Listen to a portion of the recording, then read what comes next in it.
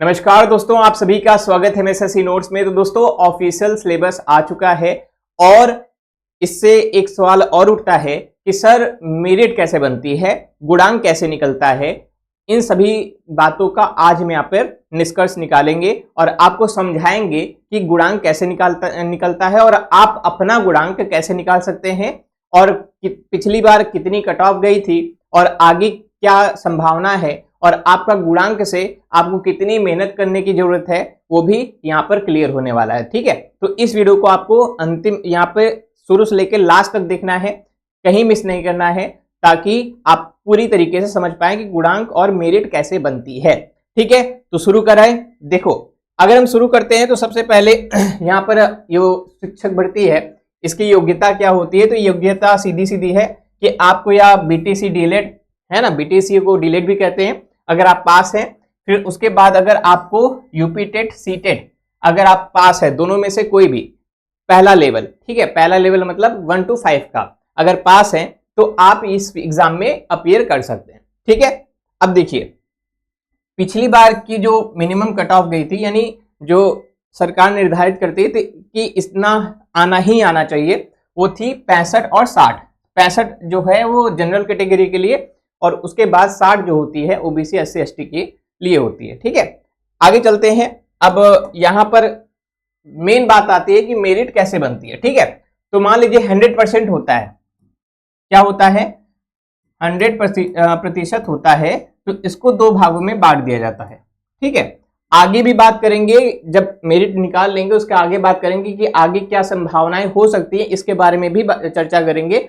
तो यहाँ पर रुके रहेंगे, ध्यानपूर्वक देखेंगे। ठीक है, तो देखो सबसे पहले तो यहाँ पर 60 और 40 में बांट दिया जाता है। अब कहेंगे कि 60 और 40% कैसे बढ़ता है, वो कैसे होता है। देखो 60-40 में क्या होता है कि 60 नंबर जो है आपका जो कंपटीशन एग्जाम होगा, लिखित एग्जाम होगा, उसमें 150 क्वेश्चन आएंगे, ये इससे लिया जाएगा।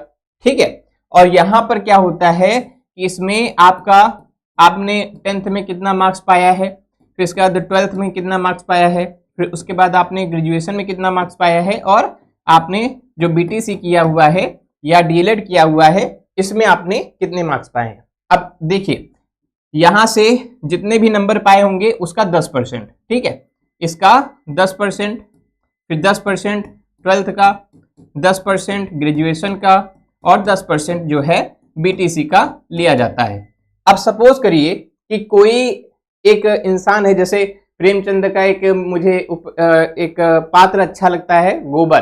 ठीक है, गोवर्धन उसका नाम है, गोबर है। तो मान लीजिए गोबर जो है ये 10th पास किया है और इसका 10th में कितना नंबर है, मान लीजिए 10th में इसका आ गया 75%। ठीक है, 75% है तो इसका यहां पर कितना हो जाएगा 7.5। ठीक है, इसी तरीके से मान लीजिए अगर हम 12th की जो बात करते हैं, मान लो 12th में इसका थोड़ा सा गड़बड़ हो गया तो ये 75 से 65 पे आ गया, तो क्या हो गया इसका 6.5। इसी तरीके से मान लो वो ग्रेजुएशन में 60% पाता है ना, ग्रेजुएशन में 60% पाता है, तो 60% का 10% कितना हो गया 6.0।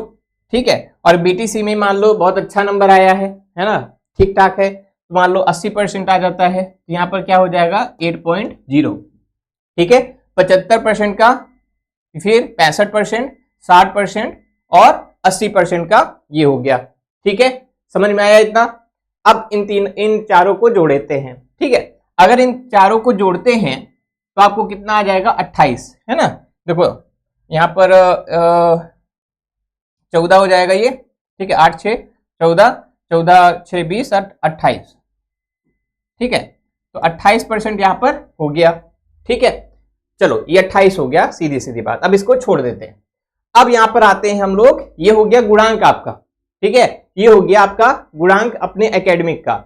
एकेडमिक में आप जितने नंबर पाए हैं उससे आप 10 का क्या कर सकते हैं, 10% निकाल के यहाँ पर अपना नंबर लिख सकते हैं। आप लोग कमेंट में बताएंगे कि आपका गुणांक या एकेडमिक कितना बन रहा है, इस प्रकार से।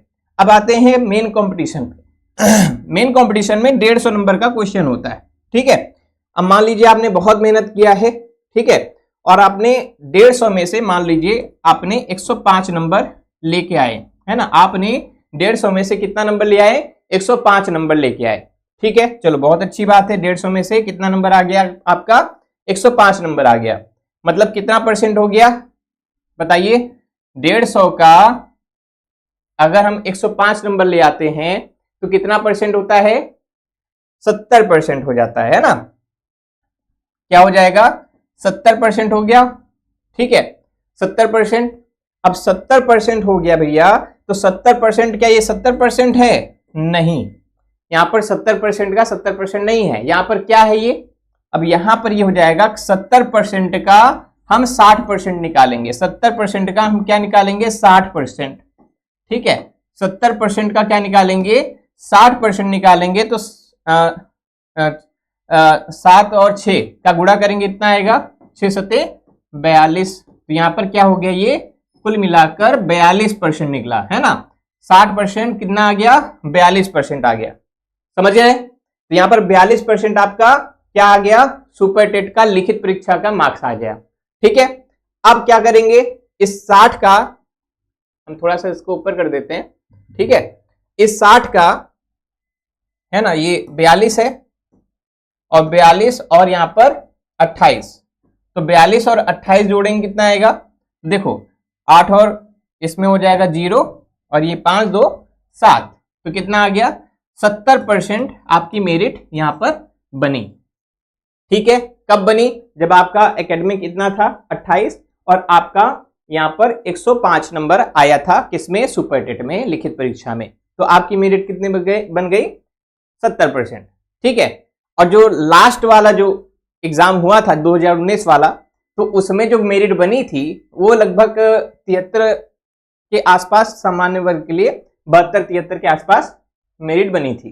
ठीक है, तो या तो आपको यहां पर एकेडमिक अच्छा हो, ठीक है, अब क्या कर सकते हैं, या तो एकेडमिक अच्छा हो या फिर आपने सुपर टेट में ज्यादा नंबर ले आए।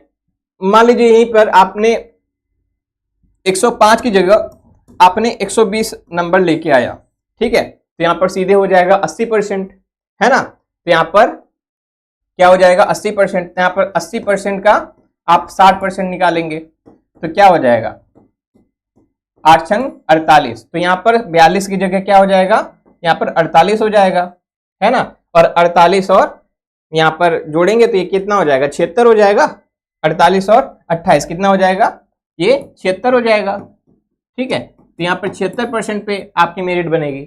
समझ में आ रहा है, तो आपको यहां पर लिखित परीक्षा में मेहनत करनी है इस प्रकार से।